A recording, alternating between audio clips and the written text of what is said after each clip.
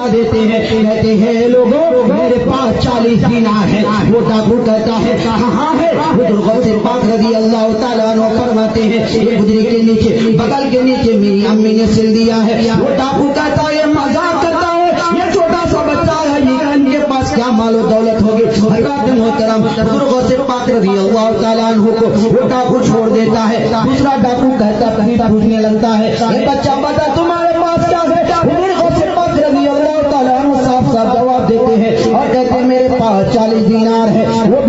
वो डाकू भी यही समझता है ये बच्चा हमसे मजाक कर रहा है। हज़रात मोहतरम आजकल के इंसान अगर होंगे, आजकल की माँ है ऐसी माँ है जो अपने बच्चों को ये दर्द देती है ये बेटा तुम्हें कहीं 500 रुपए मिल जाए तो तुम सच मत बताना, बल्कि दौड़ते हुए घर आना, नहीं तो पैंट के अंदर घुसा लेना और कहना हमें मालूम नहीं है, हमें मालूम नहीं है। अगर पैसा वाला मिल जाए नूनू बता रहे तो पैसा मिले तो कह दो बेटा हमें मालूम नहीं है, हम तो दरबार नहीं करी, हम तो पीछे पीछे जाऊँ, हमें तो मालूम है नहीं। यानी 1000 तरह की आजकल की औरतें जो है अपने बच्चों को दर्द देती है, तरबियत देती है। बेटा कहीं रकम मिले तुम कहीं कभी मत बताना, सच मत बोलना, बल्कि उस रकम को अपने घर लेके आना, जैसे भी वो छुपा करके लेके आ जाना। हज़रात मोहतरम आजकल की माँ ये दर्द देती है, लेकिन वाले माँ दर्द देती है बेटा कहीं झूठ मत बोलना, मेरी वसीयत को हमेशा याद रखना, बेटा झूठ मत बोलना। वो माँ गौसे पाक की माँ कहती है बेटा कभी झूठ मत बोलना। हुजूर गौसे पाक रज़ी अल्लाह तआला अन्हु सच बता देते हैं मेरे पास 40 दीनार है। वो डाकू कहता है ये बच्चा झूठ बोलता है। हज़रात मोहतरम अलगरज के तमाम डाकू जब एक जगह इकट्ठा होते हैं आपस में मशवरा करते हैं, तमाम जो है जब आपस में मशवरा करते हैं, मशवरा के दरमियान जो है एक डाकू कहता है हम इस काफले वाले को लूटे। इस काफले के अंदर एक बच्चा मौजूद था जो कह रहा था मेरे पास 40 दीनार है। दूसरा डाकू भी खड़ा हो गया और कहने लगा हाँ, मैंने जब पूछा तो वो बच्चा ने जवाब दिया हाँ मेरे पास 40 दीनार है। नहीं ये बात सच तो नहीं है। डाकू के सरदार ने कहा उस बच्चे को बुलाया जाए। उस बच्चे के पास दोबारा गौसे पाक के पास दोबारा पहुंचते हैं, गौसे पाक को पकड़ करके सरदार के पास लेकर के पहुंचा देते हैं। डाकू के सरदार ने पूछा बेटा बता तुम्हारे पास क्या है? तो हुजूर गौसे पाक जवाब देते हैं कि मेरे पास 40 दीनार है। वो डाकू का सरदार कहता है बेटा बता कहाँ है? हुजूर गौसे पाक फरमाते हैं मेरी बगल के नीचे जो है मेरी वालिद मोहतरमा ने सिल दिया है। मोहतरम जब जो है अपनी गुजरी को जो है खोल करके देखते हैं वो क्या देखते हैं? हकीकत में 40 दीनार मौजूद है। मोहतरम वो डाकू का सरदार कहता है बेटा आज तक किसी ने सच नहीं बताया, आज तक तो तमाम लोग जो है अपने माल और दौलत को छुपाने के लिए हजारों झूठ बोलते हैं। काफला वालों को हमने जब गिरफ्तार किया तमाम काफला वाले झूठ बोलने लगे बेटा हाजा हमने मारा कूटा भी, तब उसके बाद उनके माल दौलत को छीना। बेटा तुमने सच क्यों बता दिया? तो से बहुत जवाब देते हम मचल के डाकू के सरदार मैं सब कुछ बोल सकता हूँ लेकिन माँ की वसीयत को कभी नहीं बोल सकता।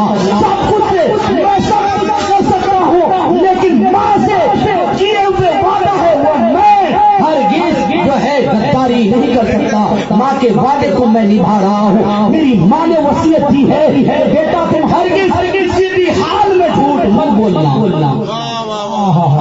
मेरे दोस्तों मेरे बुजुर्गों वही माँ है हुजूर गौसे पाक की। आपने सुना हुजूर गौसे पाक रज़ी अल्लाह तआला अन्हु की वालिदा मोहतरमा है जो 18 सिपारे कुरान पाक की हाफिजा थी जो है जो जब तक फजर के बाद जो है कुरान पाक की तिलावत नहीं कर लिया करती किसी काम में नहीं लगती थी। लेकिन आजकल की माँ बना ऐसी है सोती है तो 10 गाली जबान पे और जब उठती है तो 50,000 गालियां सुबह जबान पे लेके उठती है। ये हाल है मेरे दोस्तों।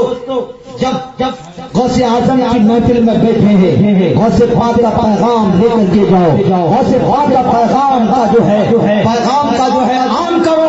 गौसे पाक के तरीके पर अमल करने की कोशिश करो। जो गौसे पाक ने उनके तरीके पर अमल चल नहीं सकते लेकिन ये तो इतना तो जरूर है कि 10 बातों में एक बात जरूर अमल कर सकते हैं। 10 बातों में एक बात को जरूर हम इस्तेमाल कर सकते हैं। 10 बातों पर एक बात पर हम जरूर चल सकते हैं। वही गौसे पाक रज़ी अल्लाह तआला अन्हु की वालिदा मोहतरमा है।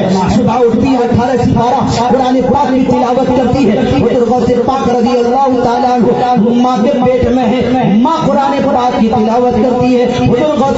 ماں کے پیٹ میں ہے اور ماں کے پیٹ کے اندر ہی وہ 18 سپارے قرآن کو جو ہے حفظ کر لیتے ہیں، اور جب آپ کی پیدائش ہوتی ہے چلنے کے قابل ہوتے ہیں، ماں نے کہا بیٹا جاؤ مدرسے میں پڑھنے کے لیے۔ حضرت غوث پاک رضی اللہ تعالیٰ عنہ مدرسے میں مکتب میں جب پڑھنے کے لیے جاتے ہیں، استاد پڑھاتے ہیں بیٹا پڑھو، بسم اللہ الرحمن الرحیم۔